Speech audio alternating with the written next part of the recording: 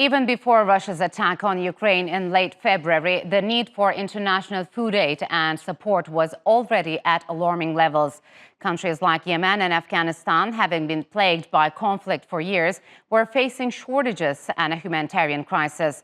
But now, the world's newest country is bracing for potentially worse, becoming the latest indirect casualty of the conflict in Ukraine.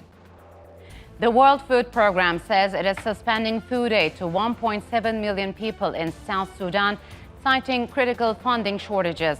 Currently, 60% of the population is grappling with severe food insecurity.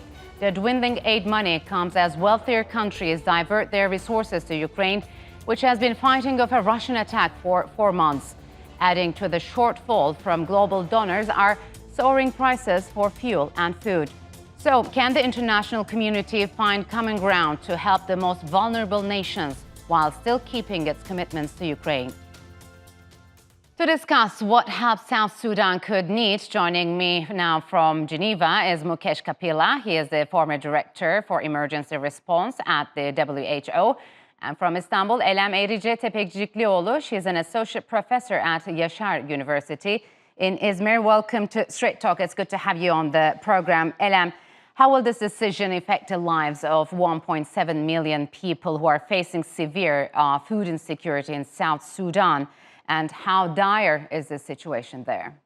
Well, as you have noted, that it will increase the risk of starvation for nearly 2 million people, and 2/3 of the population already face food insecurity. You know, coupled with this humanitarian crisis, there are several environmental challenges as well, because the country faces climate shocks, including recurrent floods and droughts, and this is also coupled with the implications of the COVID-19 and the increasing food and energy prices worldwide. So they only increase the humanitarian crisis in the country, and urgent humanitarian action is needed to save lives in the country. So Mukesh, what could you tell us about the timing of this decision, which is coming at the right dangerous moment between the harvesting and planting periods? What will that mean for millions of people, and do you believe that they are being abandoned? Well, the food crisis is affecting a number of different countries, not just South Sudan, the whole Horn of Africa, and prices are going up elsewhere, as is now well known. So humanitarian organizations have a very tough task ahead of them. How do you decide on matters of life and death? How do you play God under these circumstances? And unfortunately, the poorest, most vulnerable people in the world, whose voices are weakest, like the voices of the people of South Sudan, inevitably they come worst off. So I think this is a tragedy of nightmarish proportions. And I think it is the lack of transparency by which humanitarian aid is provided around the world is another cause for concern, as organizations arbitrarily sometimes decide who to help and who not to help. So, Elem, do you believe that this conflict, for example, in Ukraine, exposed that the world's attention and its aid commitments can shift suddenly, and that some regions get more priority than the others? Is there a double standard here? Yes, well, it's not the first time, that African people were exposed to such discriminatory policies, be they in aid policies or refugee policies. And how African people, you can remember that how they were treated when the war erupted in Ukraine a few months ago, and how Western media outlets framed this conflict in a very biased way, in a way to compare the crisis in Ukraine with that of other conflict zones, including those in African countries. So the decision is, of course, related with the increase in food prices or energy prices, but it is also related with the shifting priorities of those multilateral aid organizations. While there is a war going on in the middle of Europe, it is very possible that more and more resources will be allocated to elevate the humanitarian crisis in Ukraine, but this might also divert their attention away Yes. from the other crisis zones in African countries as well. So, Mukesh, you've mentioned the lack of transparency for many international or global organizations. We talked about the food prices, soaring energy prices, reeling effects of COVID-19. But is the Ukraine crisis the only reason that pushed these global food agencies to shift their focus or attention from Africa to Europe? What are the other underlying reasons, let's say? Well, certainly the Ukraine-Russia war has tipped the situation. Mm-hmm. There is no question about that, simply because the Ukraine-Russia region provides a bulk of the quantity of food aid, not just wheat that the world eats, but Yes. actually WFP sources a lot of what it gets from that region. And inevitably that has affected the food basket, wherever it might be.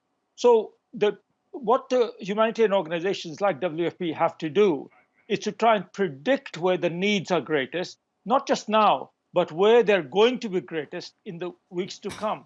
This, of course, we have many, many statistics and metrics for measuring the world's misery.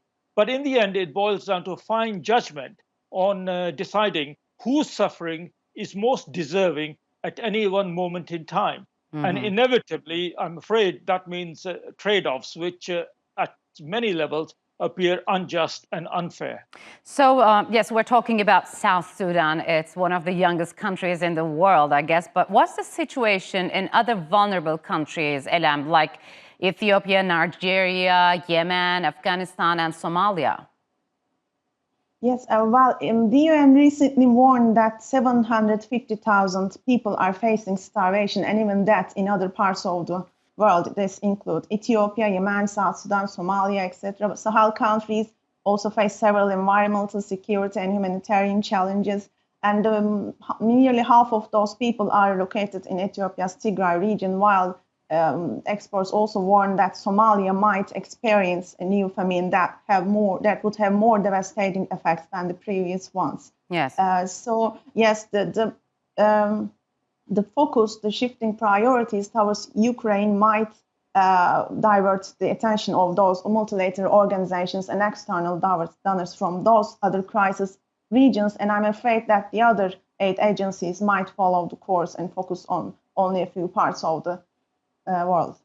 So, Mukesh, what happens if this crisis isn't dealt with properly? Are we likely to see another wave of refugees if those countries aren't helped, which the European Union is scared of a lot? We know that. And do you believe that Europe is taking this situation seriously or is too preoccupied by the Ukraine conflict? I think Europeans are too preoccupied with their own neighborhood, not just because the war is in Europe, but simply because the effect of the war in Europe is now being felt in the pockets every day of people all around me, where I am in Europe. So that's one factor.